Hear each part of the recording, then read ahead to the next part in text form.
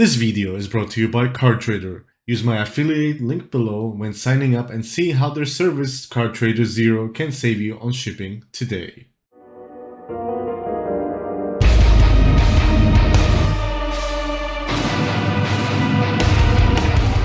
Welcome back to the most metal cEDH channel. Here we combine magic and metal, and today I bring you yet another cEDH set review. So let's take a look at the beautiful new set, The Lord of the Rings, Tales of the Middle-earth, the newest set coming to you that is also modern legal. Reminder that this is a personal review and I am very biased. So with that, let's take a look at this gorgeous set, including the wonderful art I chose for the background because this set is really stunning. Right off the gate, I want to first mention two reprints among the plethora of awesome cards. So Cloudstone Curio as LOTR is one beautiful reprint and an also much needed one. Even with that, can we have more please soon? And right after that, Cavern of Souls as Paths of the Dead.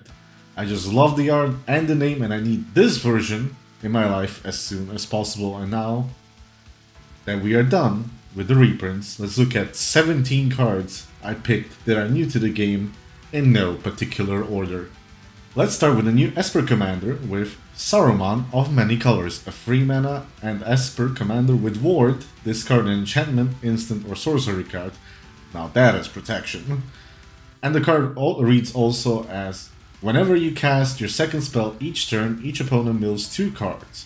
Whenever one or more cards are milled this way, exile target enchantment, instant or sorcery card with lesser or equal mana value than that spell, that being the second spell you cast, from an opponent's graveyard.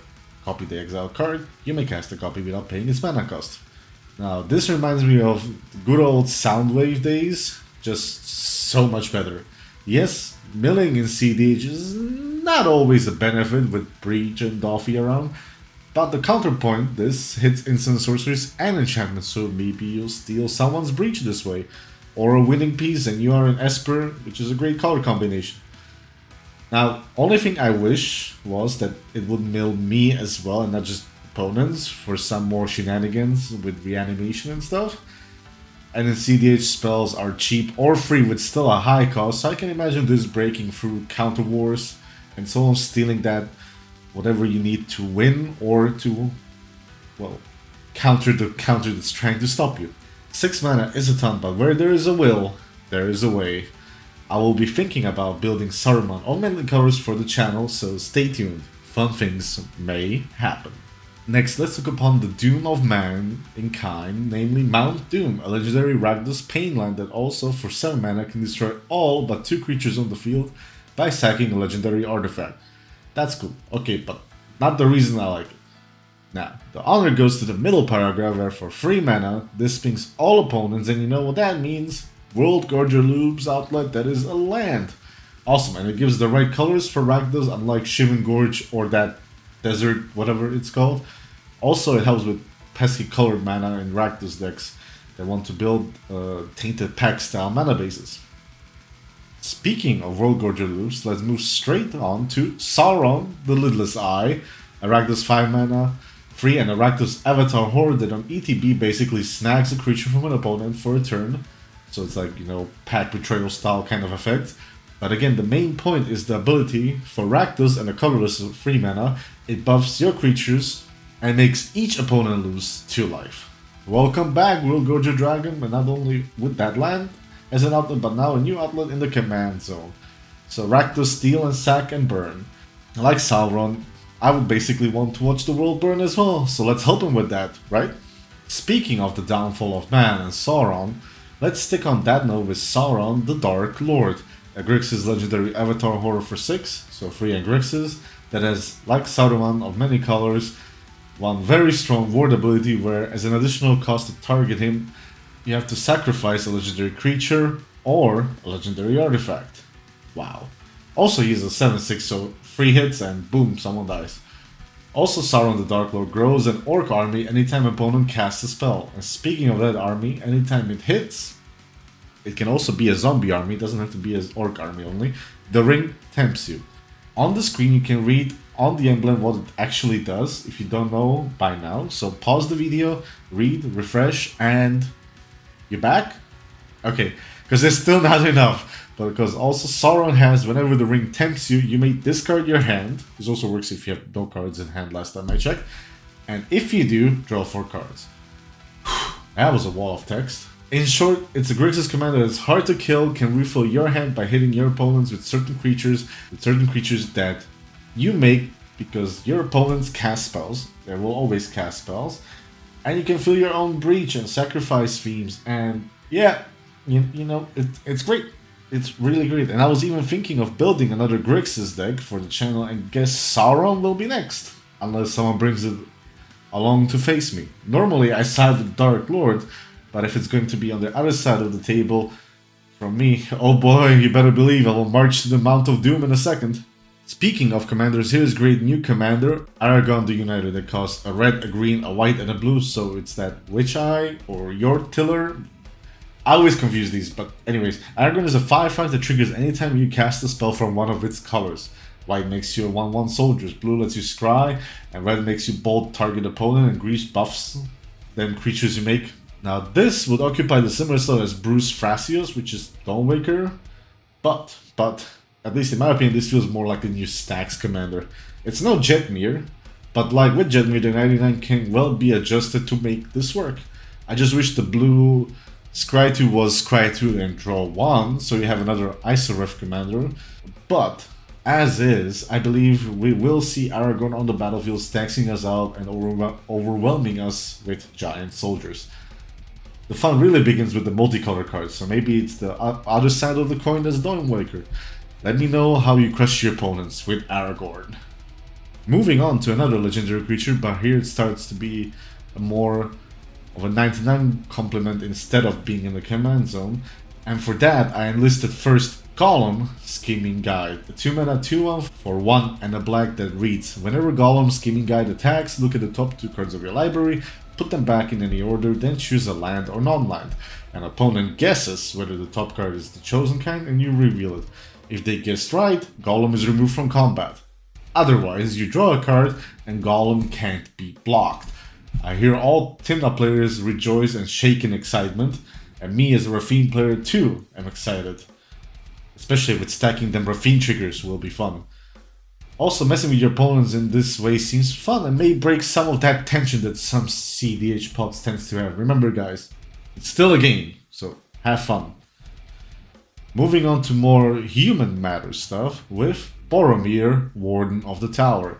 That is a 3/3 for free, 2 and a white, human soldier with vigilance that has whenever an opponent casts a spell, if no mana was spent to cast it, counter it. So it's a support for Lavinia, I guess.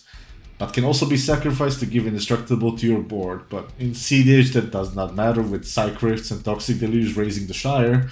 It's really a companion piece to Lavinia, but also it's human, so Vinota? Not sure Vinota needs this, but that's where my connections kinda end. Until someone finds a strange way to make some fun loops with Boromir, and I'm sure somebody already thought of him. It will be like rewatching the movie portion of the arrow striking Sean Bean on repeat, which can be hilarious if you think about it. Now, I know the internet would literally break and a Balrog would swallow me if I did not mention this card, so here we go, Orcish Bowmaster. So yeah, hey Najila, I heard you like making tokens? How about no? So Orcish Bowmaster is a 2-mana 1/1 for 1 and a black with flash that reads, whenever this enters or an opponent draws a card except the first one they draw in each of their draw step, this deals 1 damage to any target and you make an army grow by 1. This can really speed up the game by pinning little creatures, punishing your opponents for drawing more cards like, here, Brainstorm, take 3. It also makes a blocker and grows. And you can use it to even hate kill other Bowmasters and does the effect on ETP too. This card is insane. So yeah, watch out for this one. I need to snag me a piece. I did mention the Shire previously, even if I'd rather have it be swallowed by Toxic Deluge. Let's go a little happy here and mention Delighted Halfling. For 1 green mana is a mana dork that either gives you colorless mana or 1 mana of any color for the legendary spell that makes it also uncounterable. Sure, let's add it to the pantheon of green creatures that stop things from being countered. Why not? This card will see play, and I know it will see a lot of play. Not every deck will want this, but many will love it. But you know what? That's okay, because we can always bring out our trusty Toxic Sludge and cover the earth in darkness. Or bind them in darkness, or something in that matter. One of those things. The next card I'm going to mention is Ringside, a Dimir 3-mana tutor, so 1 in Dimir that reads the ring tempts you first, and then search your library for a card that shares a color with a legendary creature you control, your commander for example, reveal it, put it into your hand, and shuffle. This, I feel, will be right at home in Dimir as another tutor. Not sure if 3 or 4 color decks need it, but Dimir decks, I'm sure they will welcome a new addition to their tutoring arsenal. Right? The art is also gorgeous. Did I mention that? Or did I mention that the set has beautiful art yet? Yes? Well, here I'm mentioning it again.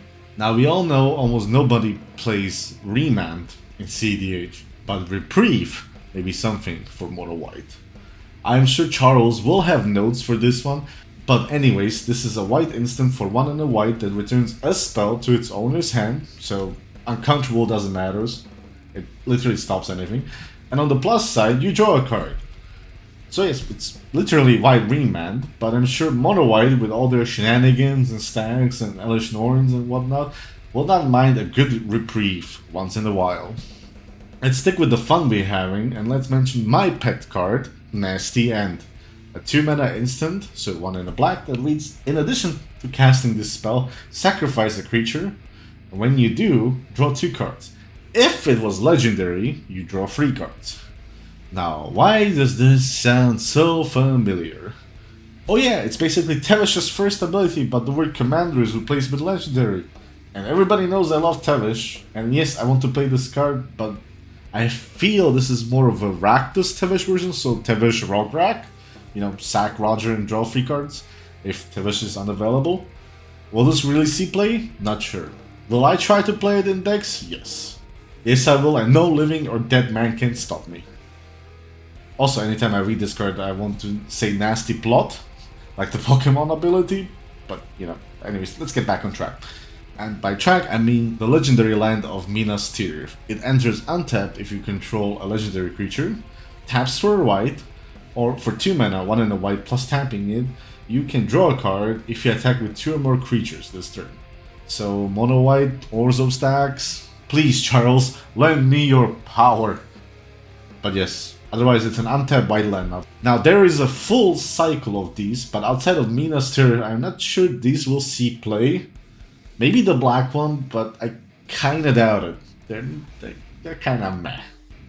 But this one is like the strongest, I think, for cEDH, not for any other form. Now let's get to a card I actually already seen in action, link on top. And that is Display of Power, a 3-mana instant for 1 and 2 red that cannot be copied, but if it resolves, it can copy any number of spells you target on the stack, and you may choose new targets for it. Now this card is nuts. Hello, Counter War, let me copy all of it, plus, for example, an Nauseum or Pier that's already on the stack that people are fighting to stop. And I did see it in action, and I originally did think that Mono Red and maybe isn't one of this, but now I'm convinced they need this. Maybe even Rakdos wants this? Not sure. It has a ton to compete at the 3 mana slot. Still, do not underestimate or sleep on this card. It's knocking futs.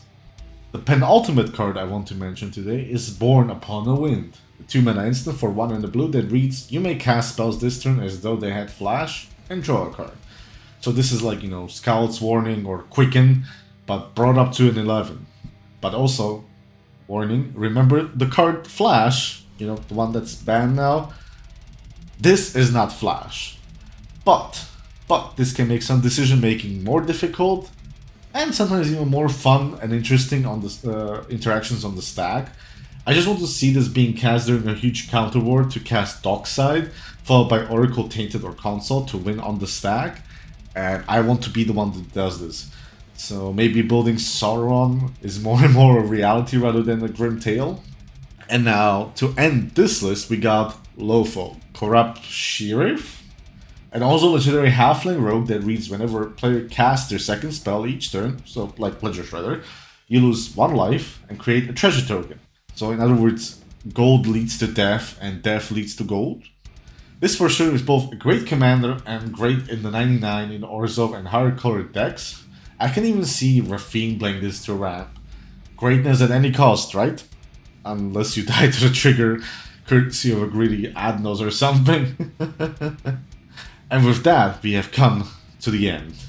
How do you like the new set? Did I forget to mention any cards you lot are considering? Will my beard grow even more? Questions like these and beyond can be placed in the comment section below. And as always, I am Dev, and I will see you all behind the veil.